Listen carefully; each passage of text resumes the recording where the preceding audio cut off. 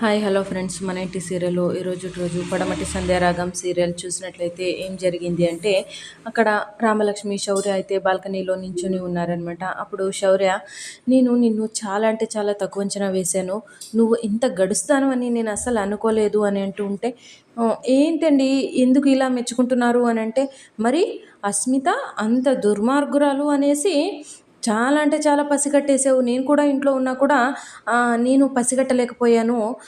సరే, నిన్ను ఎక్కడైనా అడవిలో వదిలిపెట్టి వచ్చినా కూడా ఇల్లు వెతుక్కొని వచ్చేస్తావు నువ్వు అని అంటే, ఏంటండి అంటే నన్ను అడవిలో వదిలిపెట్టి వస్తారా? లేదు లేదు, ఊరికనే జస్ట్ జోక్ చేశాను అని మాట్లాడుతూ ఉన్నారనమాట రామలక్ష్మి శౌర్య. అప్పుడే శౌర్య వాళ్ళ నాన్నగారు అయితే అక్కడికి వచ్చారనమాట. మాట్లాడండమ్మా, ఏం పర్వాలేదు.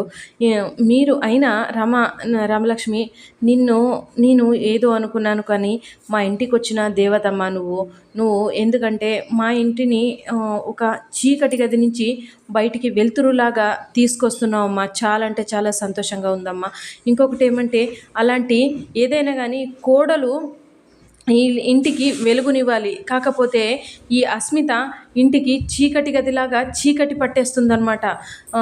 అది ఇంకొకటి ఏమంటే, ఇలాంటి చీడ పురుగుల్ని అస్సలకి నమ్మకూడదు అని అంటూ ఉంటే రామలక్ష్మి అయితే, చీడ పురుగులు ఎప్పుడో ఇంట్లోకి వస్తేనే మనము దాన్ని ఎప్పుడెప్పుడు బయటికి ఇచ్చేయాలి అని బయటికి దులిపేస్తుంటాము. అలాంటిది ఇలాంటి మనిషి లాంటి చీడ పురుగు వచ్చినప్పుడు దాన్ని దుమ్ముతో పాటు దులిపేయాలి కదా మావయ్య అని అంటూ ఉంటే, అవునమ్మా నువ్వు మాట్లాడేది నిజమే నాన్న, రామలక్ష్మి అంత తక్కువేం కాదులే, పెద్ద గడుసుదే అని శౌర్య అంటూ ఉంటే, అప్పుడే రామ ఊరుకొని ఉండండి అనేసి రామ అంటుందన్నమాట. అప్పుడే అవునవును ఉన్నమ్మా, ఏం లేదు, ఎందుకంటే పాముకి పళ్ళల్లో మాత్రము కొర్రల్లో మాత్రమే విషం ఉంటుంది. కాకపోతే ఈ అస్మితకి ఒళ్ళంతా విషమే కాబట్టి ఆ ఒళ్ళంతా విషము తీసేంత వరకు మనము దాన్ని మాత్రం జాగ్రత్తగా చూస్తూ ఉండాలి. అస్మితని నమ్మడానికి వీల్లేదు. అయినా ఏంటమ్మా ఇది, ఒక అన్నయ్య కోసము తమ్ముడిని పెళ్లి చేసుకోవడం ఏంటమ్మా, నాకైతే విడ్డూరం అర్థం కావట్లేదు. అదే అన్నారు కదా మావయ్య మీరు, పాము విషం అన్నారు కదా, అలాంటి విషమైన చీడ పురుగు ఇది. అందుకే అన్నయ్య కోసము తమ్ముడిని పెళ్లి చేసుకొని డ్రామా చేస్తూ ఇంట్లోకి వచ్చింది. కాకపోతే అది తీసిన గోతులోనే అదే పడిపోయిందనమాట. ఇక్కడితో ఆగుతుంది అనుకుంటున్నారా మావయ్య? ఆగదు. ఇది చాలా అంటే చాలా గడుసుది అస్మిత, కాబట్టి మనము జాగ్రత్తగా ఉండాలి అనేసి అంటూ ఉన్నారనమాట. ఇది ఇలా ఉండగా ఇక్కడ శ్రీను వాళ్ళ ఇంట్లోన శ్రీను వాళ్ళు ఇంకా రాలేదని టెన్షన్ పడుతూ ఉన్నారనమాట.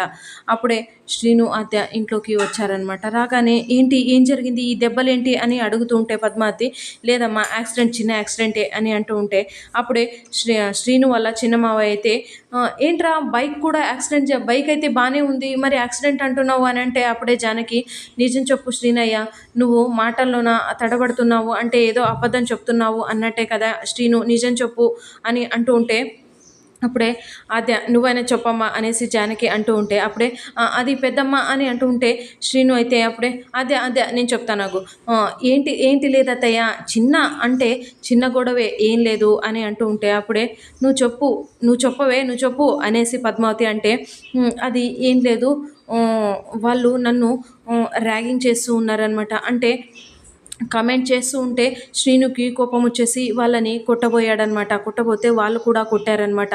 ఆ దెబ్బలే ఇవి అంటుంటే, నీలాంటి నీచురాల్ని ఇంకా నా కొడుకు భార్య అంటూ నాకు కోడలంటూ ఇంకా తిరుగుతూ ఉన్నావు, ఇలాంటి చెడిపోయిందే దానివి అని అంటూ ఉంటే, పాపం నీది ఒక బతుకేనా అనేసి పద్మావతి అంటూ ఉంటే అదే ఏడుస్తూ ఉన్నిందనమాట. అప్పుడే ఈ మాటలకైతే కిషోర్కి చాలా అంటే చాలా కోపం వచ్చేసి కిషోర్ అయితే పద్మావతిని కొట్టేస్తాడనమాట. ఇది రఘురామ్ వరకు వెళ్తుందనమాట.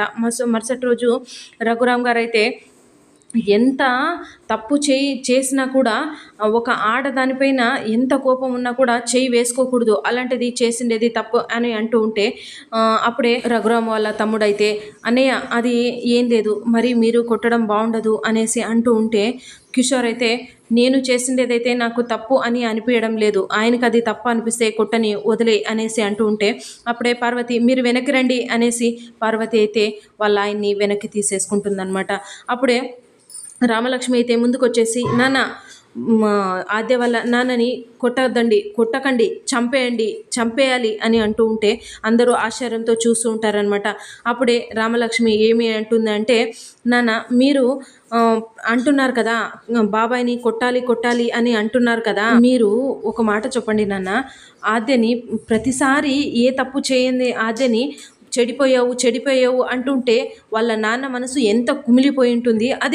అదే ప్లేస్లో నేనుండి నన్ను చెడిపోయావు అంటే మీరు ఊరికనే ఉంటారా అంటే, నరికి పోకులు పెడతాను, నరికేస్తాను అని రఘురామ్ అంటూ ఉంటే, మరి బాబాయ్ చేసిండే దాంట్లో తప్పేముంది నాన్న అని అంటూ ఉంటే, అప్పుడే శ్రీను అయితే, మరి ఇది తప్పు అనిపిస్తుంటే అంటే ఆయన మావయ్య చేసిండేది తప్పు అనిపిస్తుంటే మీ ఇష్టం మావయ్య, కొట్టండి అనేసి అన్నాడనమాట. అంటే రఘురాము కిషోర్కి శిక్ష ఇవ్వబోతున్నాడా లేదా అనేది నెక్స్ట్ ఎపిసోడ్లో చూద్దాం ఫ్రెండ్స్. సో ఇది ఫ్రెండ్స్ ఇవాల్టి సీరియల్స్ సన్నివేశాలు. Like, share, subscribe my channel.